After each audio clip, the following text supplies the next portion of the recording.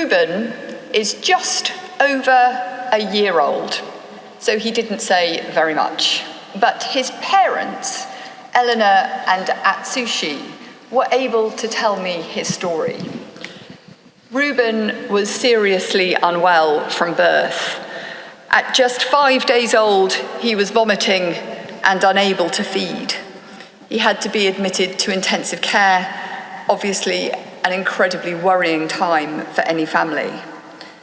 His care team found dangerously high levels of ammonia in his blood, but they couldn't pinpoint a cause. Previously, the next step would have been a liver biopsy, an invasive procedure that carries real risks for a newborn. But thanks to the fact that we are now able to use whole genome sequencing, his care team were able to narrow it down within days.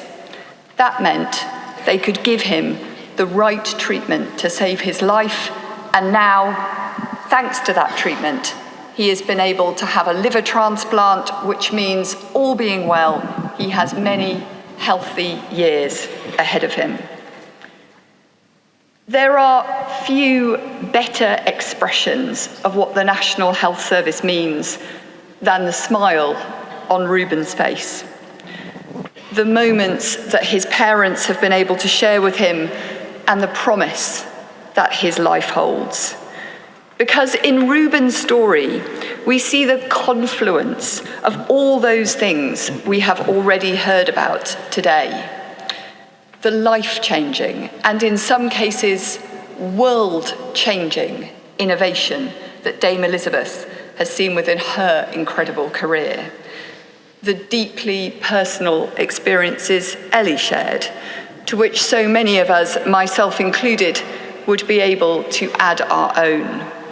And the testimonies they both shared to the skill, the dedication, and the compassion of our colleagues, past and present, who make it all possible.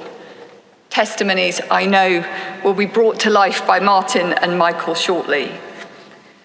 Colleagues who, as Elizabeth said, we should always remember, have come from across the globe, starting with the Windrush generation, whose contribution was so vital to building a service that makes us so proud to be British. And colleagues who, whatever the challenge of the day, have risen to it time and time again, in service of their neighbours, their communities, and their country, and never more impressively than the past 3 years.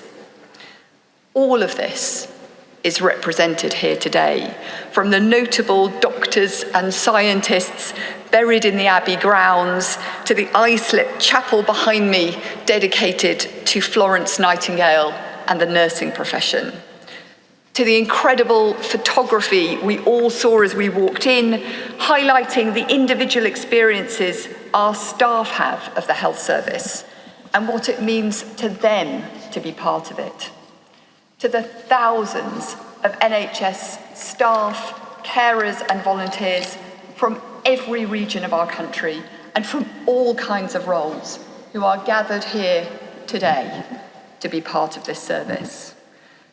And of course to their families who support them each and every day and whose own sacrifices we all benefit from.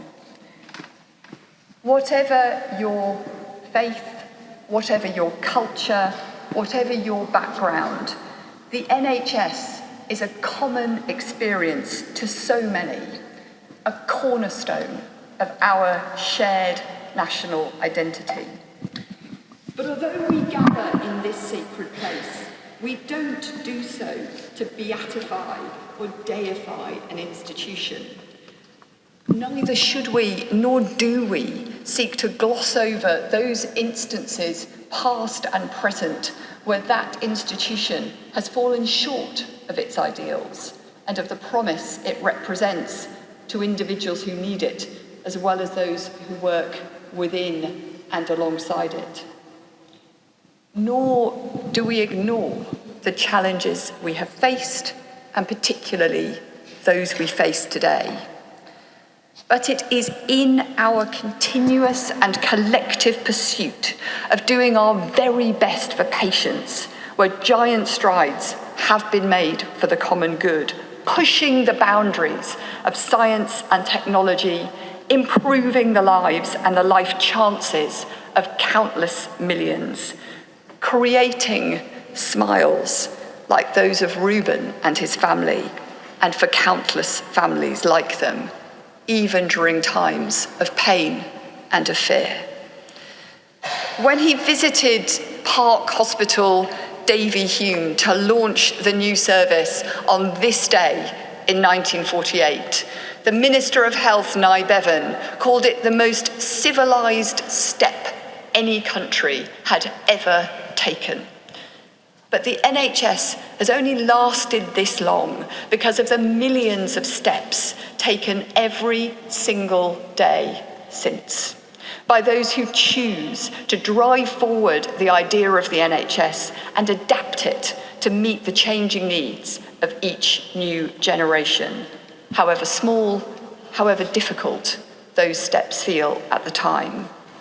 So we come together today, not to celebrate an idea or an institution, but to thank and to celebrate all those who have breathed life into it, who have made it mean something real to hundreds of millions of people over 3/4 of a century, and who today continue to give us hope for the future.